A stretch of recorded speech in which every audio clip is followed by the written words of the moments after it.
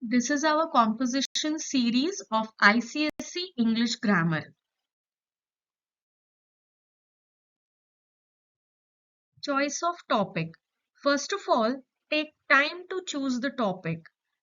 Choose a topic which gives you the opportunity to write a complete and interesting composition. This presupposes that you choose a subject you know about. To write an effective composition, you must have in your mind some background knowledge, facts, opinions, and relevant details on that particular subject. During your general reading, you would have spent many hours studying other people's ideas, experiences, and opinions. Much of what you have read or experienced in real life might have delighted you or disturbed you, but all of it would have enriched your experience. Let's go to the next point. A topic which interests you. The best writing comes from first hand experience molded by imagination. So you must ask yourself which topic particularly interests you. Your interest will make you involved in the subject you choose. Next topic, next point, in fact, on which choose a topic on which you think you have enough matter to write. This implies take care that you do not run out of ideas while writing the composition. Choose a topic on which you think you can write easily. In order to write convincingly, you must have some knowledge of the subject concerned. For example, you cannot write about a sea voyage if you have not seen a ship or been near the sea or read adequately about it.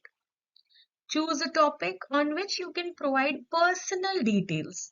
If you are writing about your personal experience, your composition would be more original. Besides, it is likely to be more lively than if you are totally inventing it. And the last point, choose a topic in which you can show originality. You are required to write an original composition in your own words, keeping in mind the particular aspect or the wording of the question. You cannot use memorized material, as most of the memorized matter is likely to be irrelevant. So the next important topic, keywords in the questions. We really have to understand certain keywords which are used to introduce or specify composition questions. For example, a few examples are mentioned over here. For example, our compositions we generally start with these kinds of words. For example, define, outline, compare. So one by one, let's understand the meaning of each and every word. When the composition starts with define, it means we have to give an accurate description of the subject in the question. When it's outline, we have to list the main or key points in a logical way. When it's compare, we have to identify similarities and differences in the subject. Trace, it means we have to call for a description in stages of the development of the subject. Illustrate, that implies give examples of the fact, concept, principle, or generalization under study. Discuss, consider different aspects of the topic, argue about their validity, analyze them critically by presenting the different points of the view and maintaining a position relative to the subject in question. Describe, to tell about the features of a person, place, or an object.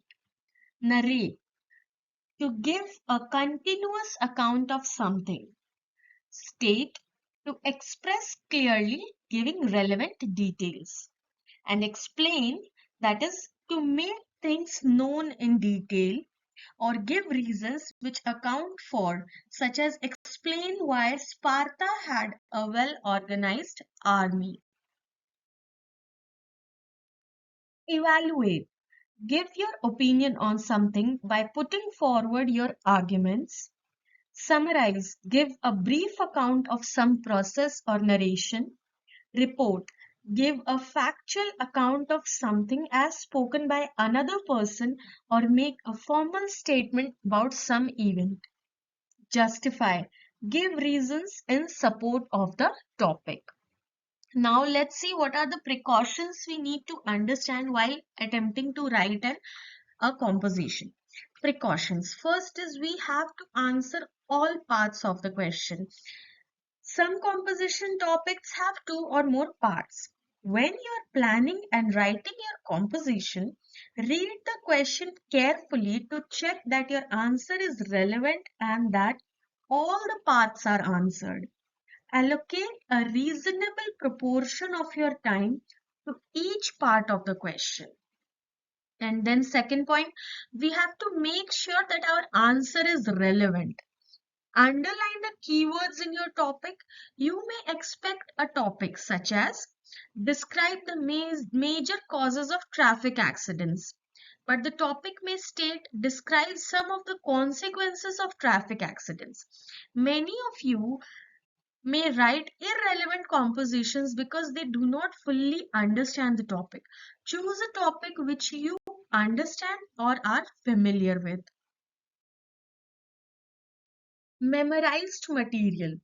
The composition questions are carefully worded and they require an individual response. The treatment of the topic differs from candidate to candidate. No topic states write all that you know about the topic. Presenting memorized material or artificially trying to fit the material into the requirements of the topic will be detected by the examiner. Next, your composition must be long enough. This is a very important point. Calculate the average number of words per line in your writing. This is usually about 8 to 10 words. Assume that you must write 300 to 350 words in about 30 minutes. Do not count the words, count the lines. Practice writing compositions of the length required. Use simple English, very important. We don't need to complicate our vocabulary.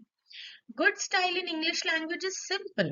Use short, common words and not long or rare ones.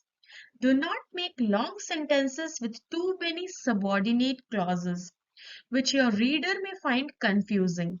Use one word which could replace a phrase or a clause.